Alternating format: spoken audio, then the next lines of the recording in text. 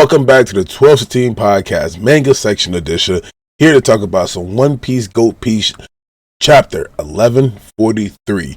Now, we stepped away a little bit from Yamato's only child, her harvest that she was doing. So we don't get to see this in action just yet. But I'm pretty sure who's who in the entire crew over there is going to get it for what they did to OT and Pepe. But we do have a nice one-pager that covers up in a colorful page too as well, with the Straw Hats actually racing on or having a race on flying fish. Now, the cool part about this is that each one of the fish that they're riding on is marked with the number that they came in as that crew member. So Luffy is number 1, Zoro is number 2, and he has Chopper on his back, so Chopper doesn't have one for himself. The number 3 crewmate was Nami. Technically, found Nami for sure with that. So number 3 was Nami. We have number 4 being Usopp, but Usopp was riding with Frankie, who was number 8 because he was the 8th to join. Then we have Sanji at number 5. He's riding around on 5, Fishman. Number 7 is Robin, and she's carrying around Brook as well on hers. And then we have Jinbei inside the sea as he's riding around coming through himself. So it goes inside the order of how they came, and the Straw Hats is neck and neck. Looks like Zoro and Luffy are more neck and neck than all of them, with Nami probably going to take the win. But we get right into the actual chapter itself. And we start off with we seeing Saul. Remember, the chapter is called Holy Knights. So we know for a fact that something to do with the Holy Knights will be popping up, hopefully explaining their actual powers and the structure behind it, because that has been left unsaid for so long since the introduction of them. So we have Saul walking around with the students right now as they're all sleepwalking, and they're sleepwalking down a path going forward. He notices the arrow and he tries to touch one of them. But as he goes to touch one of them, Robin screams out, "Wait, Saul, wait, be careful." And she was rightfully so to warn him for that, because when he touches them, thorns pop out. These invisible thorns are wrapped around the children, of course, and he simply just busts and falls down into agony because of just how much of the thorns hit his entire hand and his body. It looks like a little bit of it as he tried to grab the children. Now, what they can expect, as Aang just talked about it, is that the kids suddenly fell asleep and now they're all walking. And on top of that, you have kids that's back inside the school still that are just asleep still. So it looks like they're going to be transporting them, or they can only get transported in a certain pack or amount at a time. So it looks like we have 1, 2, 3, 4, 5, 6, 7 or 8 children at a time that could possibly get transported to go down there. So one batch will probably go, and then if they successfully make it or don't successfully make it, the next batch will go of the 7 or 8 as well and continue down that pathway. Everything is going crazy. Everybody is trying to figure out what's going on. So they have these giant transponder peel bugs, and the peel bugs are the only ones that they can use in Elbaf, because the transponder snails probably are just too small for them to use anyway. So, but they do have giant transponder snails. This looks like a giant transponder snail, but it's a peel bug instead, because it's the only communication that they have in Elbaf is from this part right here.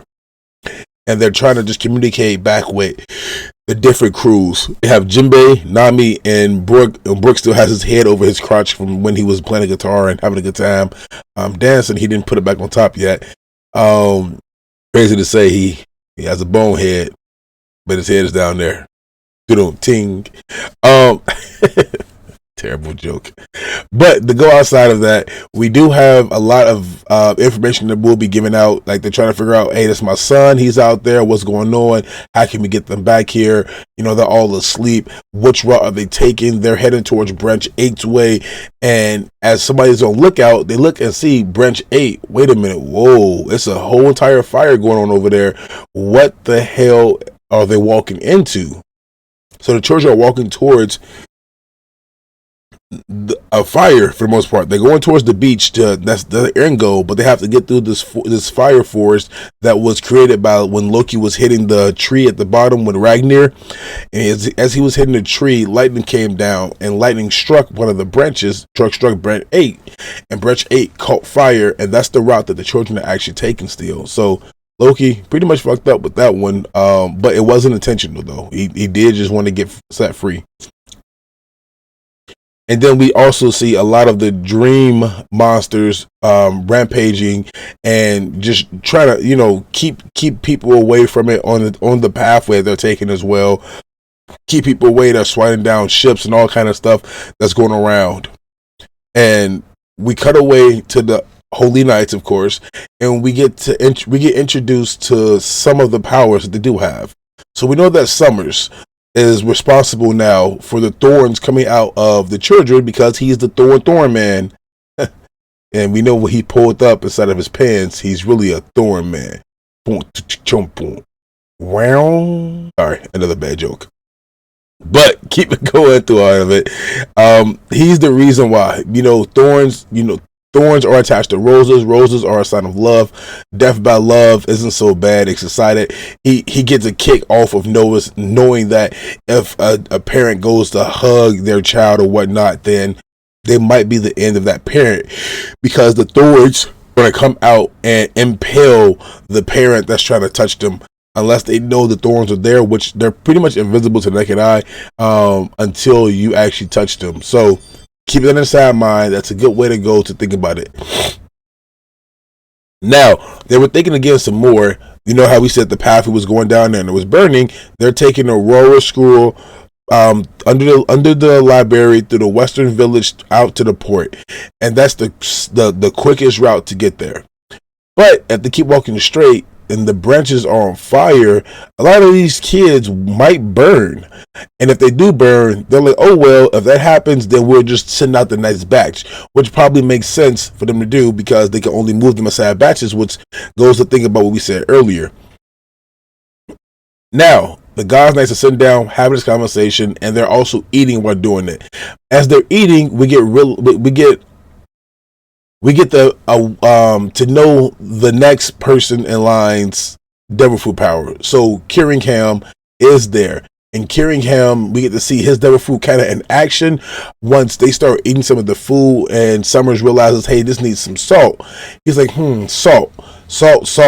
Remember salt. Now go to sleep. Boom. And Summers goes to sleep, and Kirringham reaches up inside of a sleep dream cloud type thing, and he pulls out a plate of salt. He said, now you can wake up. When you wake up, here we go. Boom. Now the salt's out there.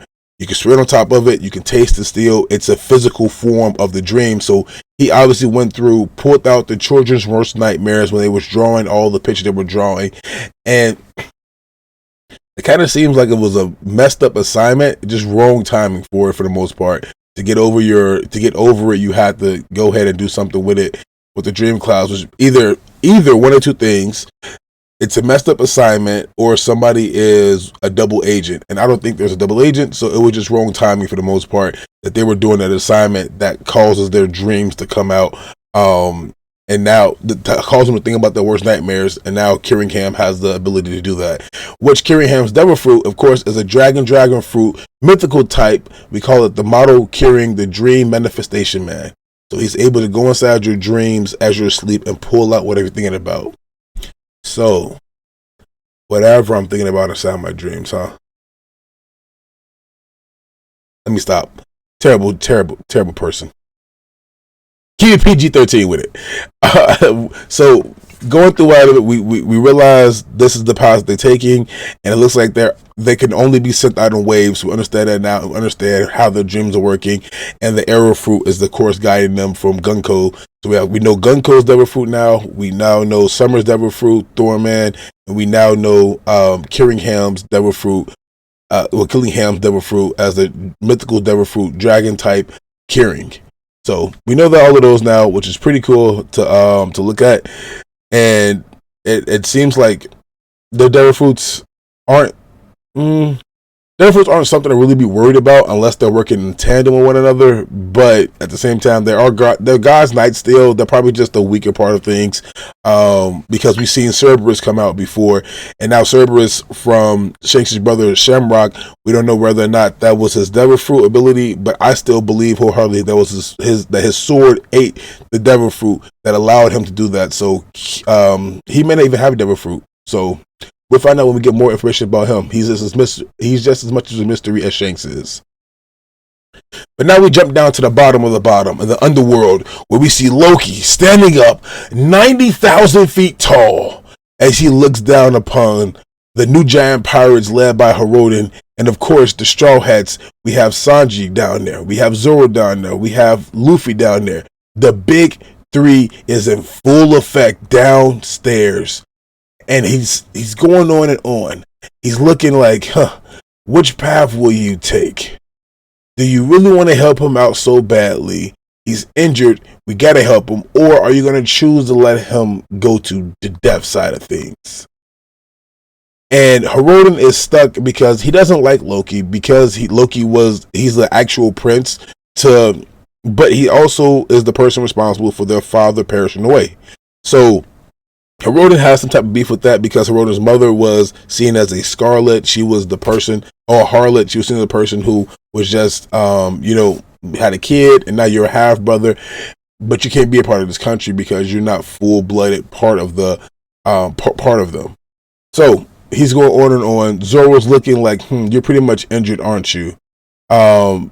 And Loki is really, really, really talking out of his ass right now as he speaks to Hiroden.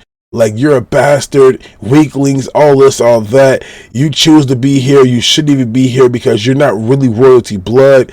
And he's egging on Hiroden. But Zoro looks on and says, hey, Hiroden, don't get suckered into this. This is something that you don't want to be a part of. So just, hey, deal with it the best way you can.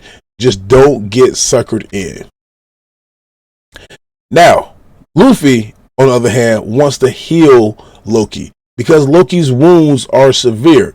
But at the same time, there's no bad mouthing going on. So then he rocks him real bad. Bow! Knocks him clean on his ass.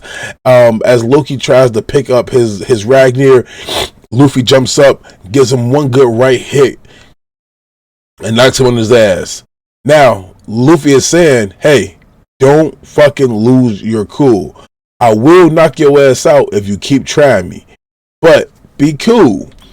At the same time, we start noticing that all these wounds and cuts that are open, it kind of reminds me of back when Zoro had a bunch of wounds and cuts open and he was always on death's door.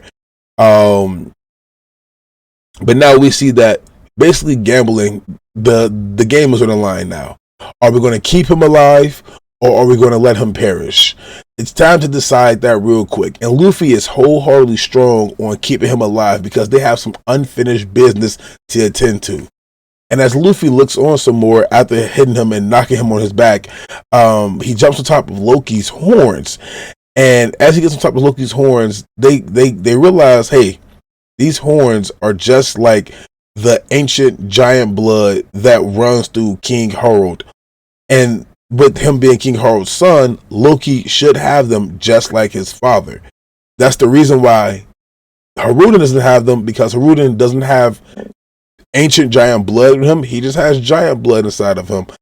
And then, so forth and so forth. I'm pretty sure if they would have, if King Harold were to have a child with a human, that would alone go along the same lines. That person won't even have giant-like features or be as tall, and it would keep going down until whatever knot we stop at. But we're going through this, and we see that Loki, it's time to make the decision, Hiroden.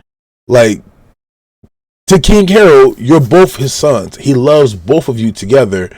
But Loki just always has been stronger. He's always been just that top of the line brother that was just like, hey, I'm going to take on everything. I'm stronger. I got this. And Hiroden, seeing as like he's the younger brother, he was always teased for not being full-blooded. And then even Hiroden called him a bastard and said, you're not our father's legitimate son. Even though he is the legitimate son, Loki just doesn't want to accept Hiroden. Now, this is just kids. They're tiny. They're saying stuff as kids, and they're talking about it going through there. And these things are going through Hiroden's mind. He has his axe out of his hand. He's looking down upon Loki right now, and he can end all of this. As he swings back his axe, Road comes in, he grabs him and says, wait, don't lose control, Hiroden. Even though Hiroden would never forgive him for insulting his mother and being the reason why their father perished away. Hey,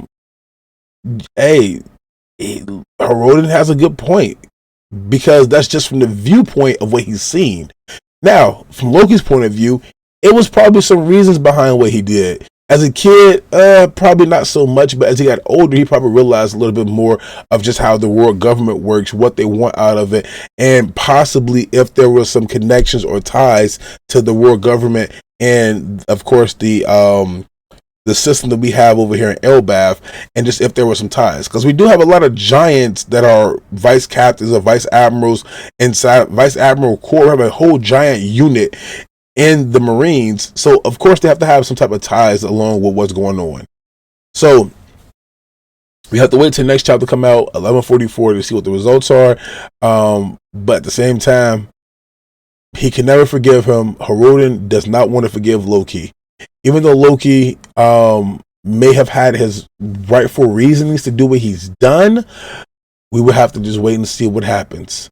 And I highly believe that Loki, his devil fruit power ability, or if whatever it is inside of him, he has something to do with. I'm trying to tie in Marvel references, because he's basically Thor and Loki into one person. He's the god of mischief as well as the god of thunder, possibly because he could bring down thunder with his Ragnir.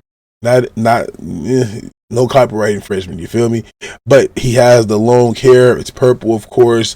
And if you look at the god of thunder himself, and you look at the trickster himself, you can see similarities to the jestful build that is Loki. And even Loki, sometimes he has the horns coming out of him like that. So shout out to Ichiro Oda making those Marvel references and putting 2 in 1 inside this one character. Should be awesome to see what comes up next of it. Stay tuned. Next chapter comes out. There is no break, so we'll be right back at it with another one. 12, signing off.